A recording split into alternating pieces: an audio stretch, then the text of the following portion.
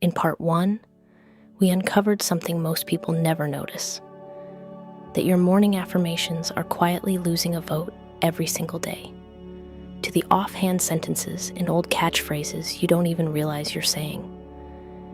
If you haven't watched that one yet, I'll link it right here, but you don't need it to follow this. Here's exactly what Florence Scovel Shinn taught to flip that vote in your favor. Her 3-part method for finally rewiring the words running on autopilot, and we're going to practice it together right now. Her method was gentle, not a strict self-censorship. It had 3 parts. The first part is simply noticing, catching the automatic sentence after it's already left your mouth, or even mid-sentence, without any judgment attached. Just a quiet, "oh, there it is," the moment you hear yourself say something like, "I never get good news," or "this always happens to me." The second part is what she called unsaying. And this is a small technique that's easy to miss, but genuinely useful. If you catch yourself mid-complaint, you don't need a whole ceremony to undo it. You simply say, even quietly to yourself, "I unsay that," or "cancel that," and then follow it with what you'd rather be true. Not a forced, falsely cheerful correction, just something more accurate to what you actually want to be casting. "I'm so bad with money. Actually, I unsay that.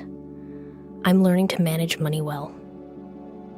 It sounds small, almost silly, but Florence believed this single habit, practiced consistently, does more to shift a person's results than any number of morning affirmations said without this daily maintenance. The third part is about the sentences you repeat most, the ones that have become almost like your personal catchphrases, because these carry more weight than a one-off comment, simply through repetition.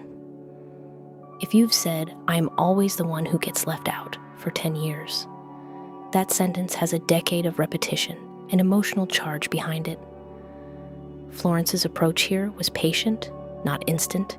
She didn't promise it would dissolve overnight. She taught that you replace a heavily repeated old sentence with a new one said just as often, even if you don't fully believe the new one yet. Not because pretending works, but because repetition is what built the old sentence's power in the first place. And repetition, redirected, is what slowly transfers that power to something new. It helps to actually identify what your personal catchphrase is, because most people have 1 or 2 without realizing it. It's usually short, it's usually said with a slightly bitter or resigned tone, and it usually comes out automatically in a specific type of moment. When plans fall through, when money is tight, when someone doesn't call back. If you pay attention this week, you'll probably catch yours within a day or 2, because it repeats more often than you think once you're actually listening for it. Once you know what it is, you don't need to fight it or feel bad about having said it for years. You simply start placing the replacement sentence next to it every single time it comes up, patiently, the same way you'd patiently correct course while driving, rather than being upset that you drifted slightly in the first place. I think it's worth pausing here to say something that Florence herself was careful about, and that I want to be careful about too.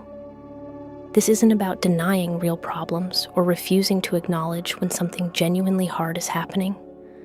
If your car breaks down, saying, "My car broke down," is simply true, and there's nothing wrong with saying true, factual things. The distinction she drew was between describing an event and turning that event into a permanent character trait about yourself or your life. "My car broke down" is a fact. "Things like this always happen to me" is a spell, quietly cast, extending one event into a forecast for every future event like it. That's the line worth noticing. Not whether you're allowed to acknowledge hard things, but whether you're turning a single hard thing into a life sentence about yourself. This distinction matters because a lot of people, when they first hear your word is your wand, swing too far in the other direction, and start feeling guilty every time they express something honestly difficult, as if even saying today was hard is somehow sabotaging their future. That was never Florence's intention, and it isn't mine either. You're allowed to say a day was hard. You're allowed to say a specific thing didn't work out. The word that's actually doing the casting is the word that generalizes a single moment into an identity. I always. I never. This is just how it is for me. Those small generalizing words, always, never, just, are worth listening for because they're usually the exact moment a simple fact quietly turns into a permanent forecast. Let's actually practice the unsaying technique together right now, because it's much easier to understand by doing it than by hearing about it. I'll say a common automatic sentence and then the replacement. Say the replacement after me if you can, instead of I'm always broke, or money just slips through my fingers. I say, I am learning to manage money wisely, and it is getting easier. Instead of nothing ever works out for me, I say, things are working out for me more and more, in ways I'm starting to notice. Instead of I always attract the wrong people, I say, I'm becoming someone who attracts healthy, aligned relationships, instead of I never get good news, or knowing my luck. I say, good news finds its way to me, often when I least expect it. Instead of I'm just not the lucky type, I say, I'm building a new pattern of good things coming my way. Instead of this always happens to me, I say, that was one event. It doesn't define what happens next. Notice something about each of those replacements.